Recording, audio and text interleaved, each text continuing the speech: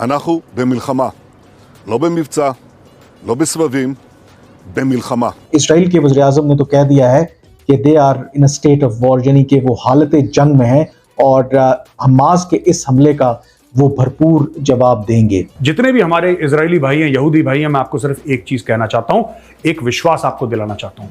आप इनको ठोको, आप इनको ठोको, इनके घर में घुस के इनको ठोको, इनके हेडक्वार्टर्स में मिसाइल मारो, आपको जो करना है करो। पूरे 140 करोड़ भारतवासी आपके साथ खड़े हैं। लेकिन अब उन्होंने तैयारी के साथ जब इस्राएली रियासत पर हमला किया है, ये इस बात का पैगाम है यहूदियों को कि ना तुम फलस्तीनियों की रूह को खत्म कर सकते हो, ना उनके जज्बे जहाद और जज्बे ईमान को। और इस ऑपरेशन को हमास ने ऑपरेशन अल अक्सा फ्लड का नाम दिया है। अगर फलस्तीन में आप चले जाएं तो इसको भी जारी बात है लार्जर जो पिक्चर में दहशतगर्दी कहा जा रहा है। फ्रेंच प्रेसिडेंट ने भी ये कहा, इंडिया के प्राइम मिनिस्टर मोदी ने ये कहा है कि भाई ये दहशतगर्दों ने जो हमला किया है। इस बार आप एक तरफा काम करके खत्म कर दीजिए, इसको जड़ से इस समस्या का समाधान कर दीजिए। कम से कम 40 जो इसराइली हैं वो हमास के इस हमले में हलाक हो चुके हैं। जो जख्मी होने वालों की तादाद है वो इससे कहीं ज्यादा है। कि फलस्तीन से हम लड़ने की अपील करते हैं और तमाम मुसलमानों से अपील करते हैं कि वो इस जिहाद में हमारा साथ दें। ये जब मुजाहिदीन जब इतनी बड़ी रियासत से टकराकर उसको जलील कर देते हैं तो आप सोचें पूरी दुनिया के मुसलमानों को हौसला कितना मिलता है। कश्मीर के मुसलमान भी बहुत गौर से देखें। दोस्तों, अब इजराइल ने हमास के खिलाफ स्टेट ऑफ वॉर की डिक्लेरेशन कर दी है। दरअसल दोस्तों, इसके पहले हमास ने इजराइल पर 5000 से भी ज्यादा मिसाइल दागे थे।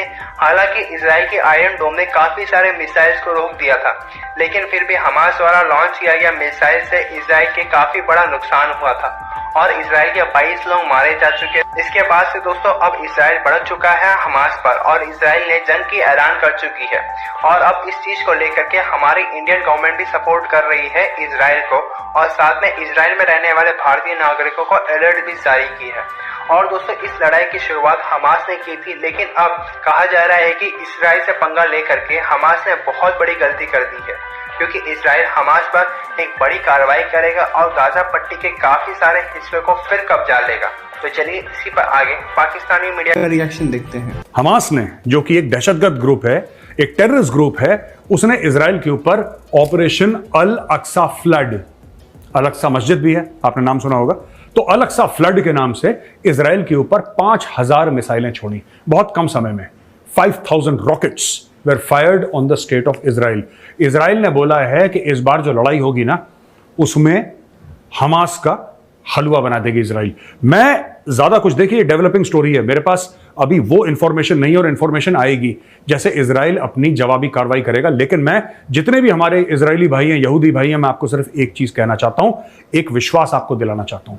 आप इनको ठोको, आप इनको ठोको, इनके घर में घुस के इनको ठोको, इनके हेडक्वार्टर्स में मिसाइल मारो, आपको जो करना है करो। पूरे 140 करोड़ भारतवासी आपके साथ खड़े हैं। मैं जानता हूं और मैं इस चीज को पहचानता हूं, मैं दिल से तस्लीम करता हूं कि हमास जैसी ऑर्गेनाइजेशन ये लातों के भूत हैं और इनको सिर्फ और सिर्फ आईडीएफ, इजराइल डिफेंस फोर्सेस की ही भाषा समझ में आती है। इस बार मैं आपसे यह रिक्वेस्ट करूंगा आईडीएफ से, इजराइल डिफेंस फोर्सेस से, इस बार आप एक तरफा काम करके खत्म कर दीजिए, इसको जड़ से इस समस्या का समाधान कर दीजिए। जब तक आप नहीं घुसेंगे गाजा के अंदर, जब तक आप इनके घरों में नहीं घुसेंगे, इनको वहां से निकाल के इनको फुल एंड फाइनल इनका सेटलमेंट नहीं करेंगे, ये जानवर वहां से निकलते रहेंगे, आपके घरों के बच्चे जो हैं वो सेफ नहीं रहेंगे, ये टेररिस्ट एक्ट करते रहेंगे। बेसिकली टेररिस्ट लोग हैं हमास के, Hamas, Hezbollah, these are all terror organisations. इनका वंस एंड फॉर ऑल आप फुल एंड फाइनल सेटलमेंट इनका कर दीजिए, आपको बेहतर पता है क्या करना है। 1.5 अरब मुसलमान सिर्फ तमाशा देख रहे हैं, सिर्फ फलस्तीन के मुसलमान कुर्बानी दे रहे हैं, यहूदियों से बराह रास्त टकरा रहे हैं। और किस लिए?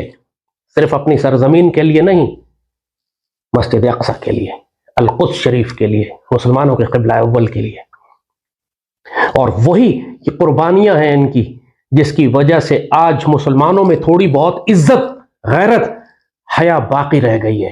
तो पूरी दुनिया के मुसलमान महसूस कर रहे हैं अपने दिल वजूद में एक जज्बे को, यहूदियों की जिल्लत और रुसवाई अल्लाह हमें अपनी आंखों से दिखा रहा है। बेशक इसके नतीजे में बहुत भारी कुर्बानी हमें देनी पड़ेगी, शहादतें होंगी, बहुत भारी तादाद में फलस्तीन के बच्चे, औरतें शहीद किए जाएंगे, लेकिन पूरी दुनिया के सामने मुसलमानों ने यह साबित कर दिया कि दुनिया के ताकतवर यहूदियों को भी निहत्ते खाली हाथ भी उनके मुकाबले पे इसराइल की जो फौजी ताकत है, जो एटमी ताकत है, उसके मुकाबले पे फलस्तीनी निहत्ते हैं। ये पैराग्लाइडर्स के साथ इनकी एयरफोर्स तो पैराग्लाइडर्स के ऊपर है जो उन्होंने सिर्फ बाढ़ क्रॉस करने के लिए इस्तेमाल की। इनकी तो मछलियां पकड़ने वाली किश्तियां हैं जिसके जरिए ये समुद्र के रास्ते आए और उन्होंने इसराइल पर हमला किया, और मोटरसाइकिलों के जरिए ये घूमते हैं और फिरते हैं। ये जब मुजाहिदीन जब इतनी बड़ी रियासत से टकराकर उसको जलील कर देते हैं तो आप सोचें पूरी दुनिया के मुसलमानों को हौसला कितना मिलता है। कश्मीर के मुसलमान भी बहुत गौर से देख रहे हैं, ये बहुत कुछ सीखने के लिए है कश्मीर के मुसलमानों के लिए फ़लस्तीन से। ये हकीकत है, लेकिन अफसोस के साथ कहना पड़ता है कि जो जज्बा शहादत और जज्बा जिहाद पूरी फ़लस्तीनी कौम में है वो कश्मीरियों में नहीं है। कश्मीरी बहुत बड़ी तादाद में होने के बावजूद उनके अंदर बहुत छोटी जमात है जो मुसल्लह मुज़ाहमत कर रही है हिंदुओं मुशरिकों के खिलाफ, हिंदुत्व के खिलाफ।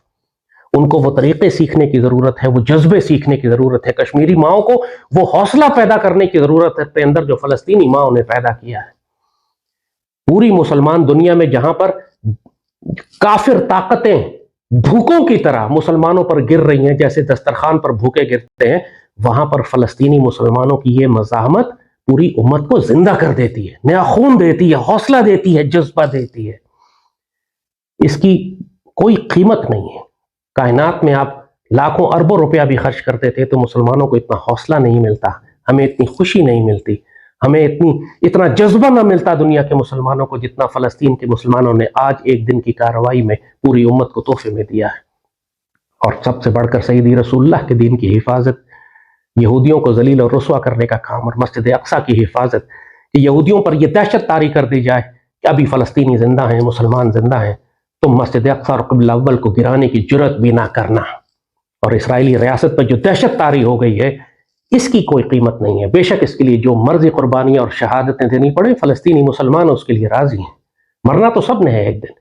जो बेगैरती और बुज़दिली की जिंदगी गुजारेंगे वो भी मारे जाएंगे, और जो इज्जत और बहादुरी और शर्फ और गैरत और शुजाअत और दलेरी के साथ जिंदगी गुजारेंगे वो भी शहीद होंगे। कोई इंसान जो बेगैरती और बुज़दिली और बेशर्मी और बेहयाई की जिंदगी गुजारता है वो क़यामत तक जिंदा नहीं रहेगा, उसने भी मर जाना है। लिहाजा जिंदगी और मौत, मुसलमान तो कभी इससे नहीं घबराता। और यही बात कि वो मुसलमान जो हुब्बुद दुनिया व कराहितुल मौत में डूब चुका हो, जो जहाद, शहादत और हिजरत को जानता ही ना हो, उसको ये फ़लस्तीनियों के अमाल, उनकी जहाद, उनके ये हमले, ये कार्रवाइयाँ हैरानकुन लगेंगी, पागलपन लगेगा। लेकिन हकीकत यह है कि हर गैरतमंद मुसलमान जिसके दिल में अल्लाह ने, अल्लाह उसके रसूल की मोहब्बत और फ़लस्तीन की आज़ादी की ख्वाहिश और मस्जिद अक्सा में नमाज पढ़ने की ख्वाहिश जिसके सीने में रखी है, वो जानता है कि ये कितनी कीमती कुर्बानियाँ हैं।